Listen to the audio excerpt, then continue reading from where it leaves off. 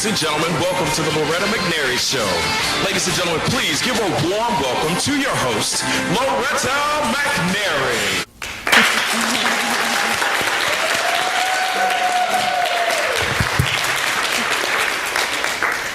Hello and welcome to another edition of the Loretta McNary Show, and I am Loretta, and I have with me on this show someone who's near and dear to me because she's in the industry that I so admire and can't stand at the same time. So help me welcome, and I'll explain that later, Lisa Lax with the Lisa Lax Talent Agency. Thank you, Loretta. Thank you very much.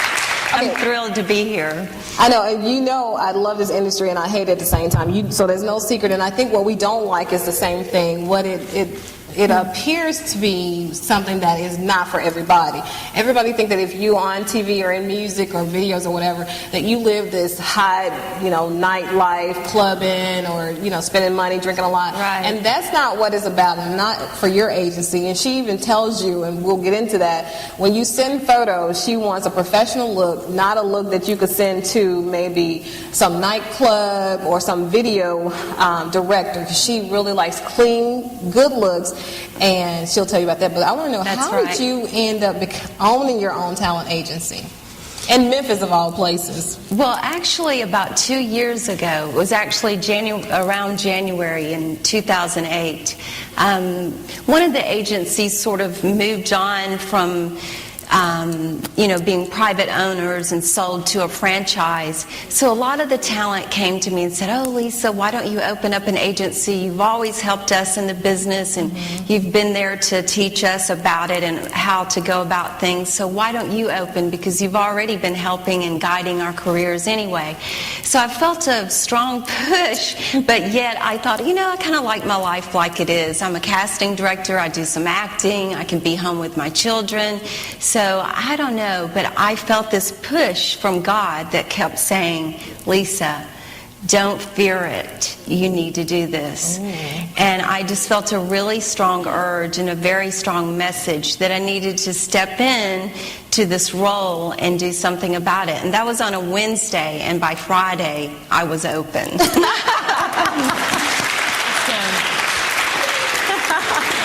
And when she says open, she means open. She was casting. She had a list of clientele that followed her, and she was, people were calling her trying to see how do you do it. And we'll tell you how to, become a part of the Lisa Lax Agency and what the requirements are. But so at that point, you were open. You were open for business. Then what happened after you were open for business? Well, I had a great support group, and they just came to me, a lot of actors and a lot of family and friends and the people that wanted to come on board with me right away, and they supported me and they helped me. And my husband was in the business, so he handed me the jobs that he had. He's a lighting director, so that was such a great combination. I was blessed to have that, and the jobs just started coming in right away. Let me ask you this, because I'm always curious to know how the spouse handles when things kind of go topsy-turvy. It's not business as usual. All of a sudden you have this business, and so how supportive, or was he thinking, I want to protect you, I really don't want you to do it, or was he saying, okay, let's go for it? He was behind me. Well, actually, he's the one that said, "Lisa, you need to do this. Why are you thinking about it? Why are you taking time?" And I was like, you know what? I just need to take time, and I need to pray about it and really meditate on it before I make a decision those 2 days. But he was the one that said, "Oh, you need to dive in and do it. It's what you do anyway. It's what you love. It's your passion.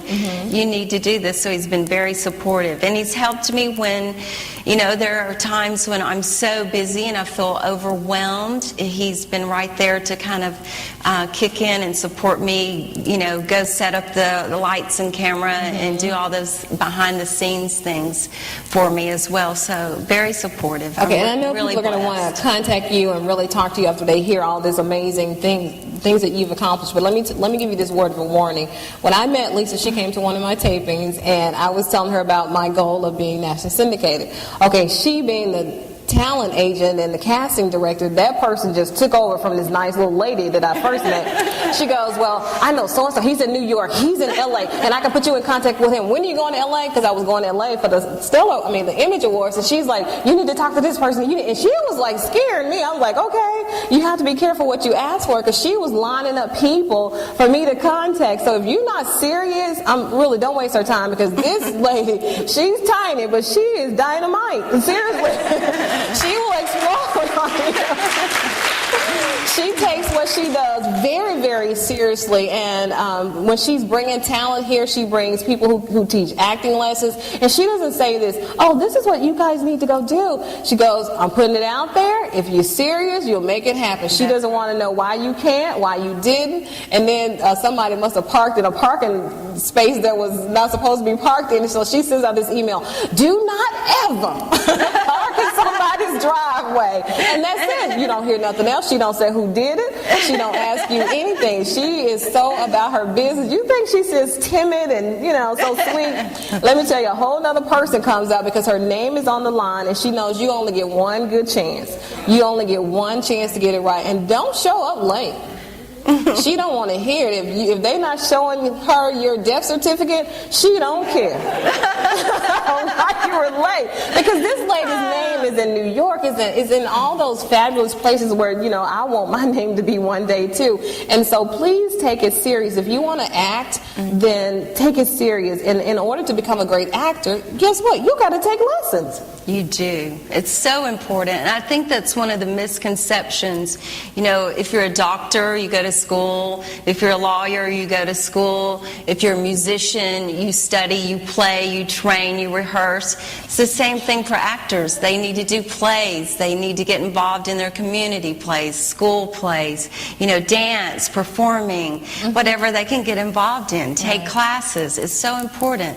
A lot of times we just think, oh, that looks easy, we can do that. But it's not easy. It's hard. So you really need to hone in on the skill and take lessons and classes and learn what you can from other people as well. And be serious, totally committed, 120% committed to becoming the best that you can be, because there's so many people out there who settle for mediocrity, and it's just not good enough for the Lisa Likes agency. And we'll talk more about that. But I want to take a break because I have so many questions. I know you have a lot of advice, good, solid advice to tell everybody before they even contact you or anybody else, because you got to come correct. So we'll be right back in just a moment. I'm sweating. I can't tell. Can you see my... Former church choir singer going on to sell 40 million records. 1 in 15 million. The odds of the same woman winning 6 Grammy Awards and starring in 2 Broadway plays? 1 in 75 million. The odds of this musician and performer having a child diagnosed with autism? 1 in 150. I'm Toni Braxton, and I encourage you to learn the signs of autism at autismspeaks.org. Early diagnosis can make a lifetime of difference.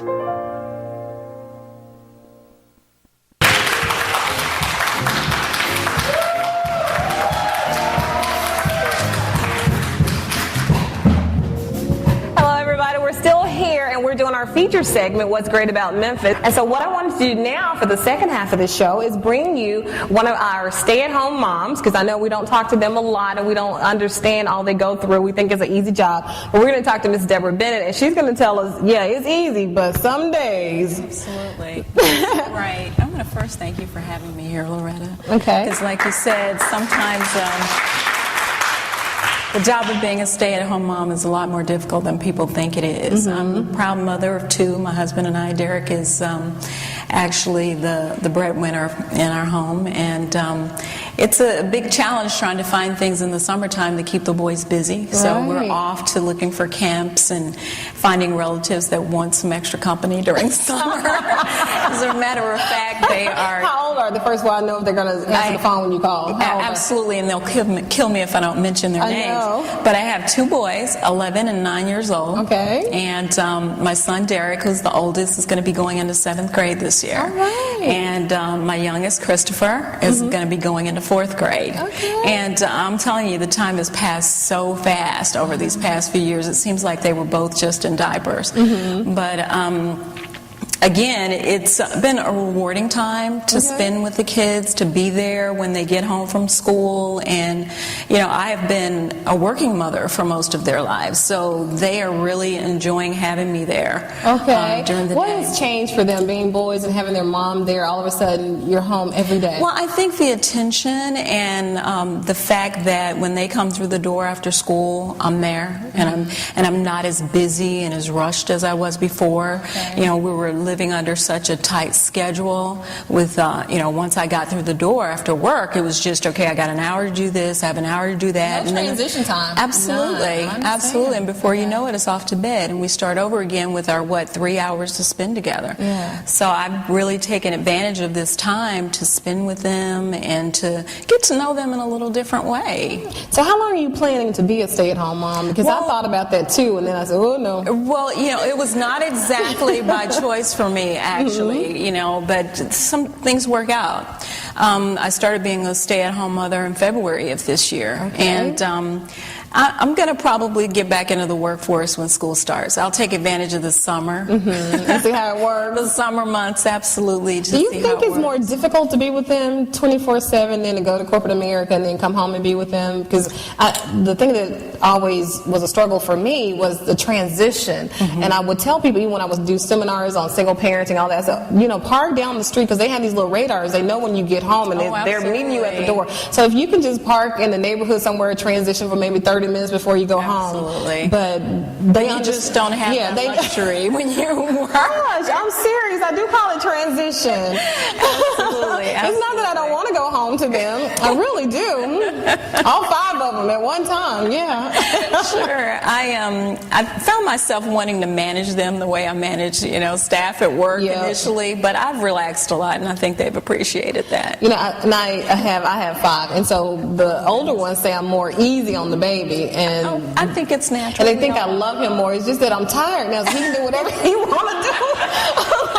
I love you all equally, serious, but now, shoot, let him do whatever he want to drive. Here are the keys. You know, I don't even care at this point. He's 13. Let him. Because, Mom, we can do half the stuff he gets to do. He's been to Hawaii for a week, and, you know, going to college, I was like, we're going to college, but I'm going to turn around and take you home. At first, the first one, I didn't want him to go, but by the second one, I was like, oh, yeah. Go. He said, Mom, we got 2 more weeks. I'm like, dog, man, it's time to go. And so now the other one went to Hawaii, and they're like, you going to cry? I'm like, cry? Are you serious? I'm a professional. Letting my sons leave me now.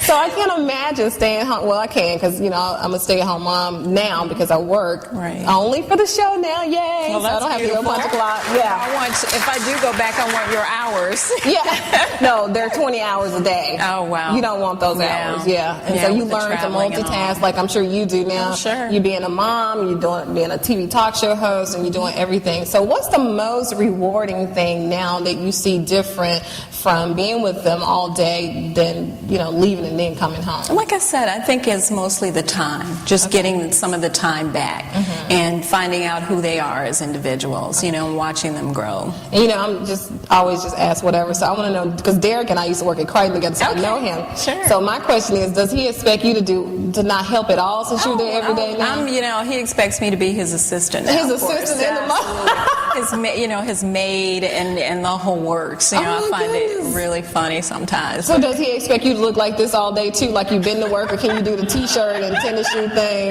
Because I know Derek, and I know he probably say, look, I'll be home at 5:05. You better get the makeup and the hair done. So yeah, he's pretty persnickety about certain things. But you know, I think when I first stopped working, I'd find myself getting up at the same time and going in and starting to get dressed. And, you know, it was just a transition, like you said. Yeah. But I'm working it out. I I know where Derek's helping those boys, and boys are so different too. We can do a whole show on mothers and sons. Absolutely. But I do want to, exactly, I know, man, that bond is no other like it on this world. Absolutely. But I do want to ask you, because this is the What's Great About Memphis segment, and we don't get to hear that there are a lot of moms, married moms who stay at home that look like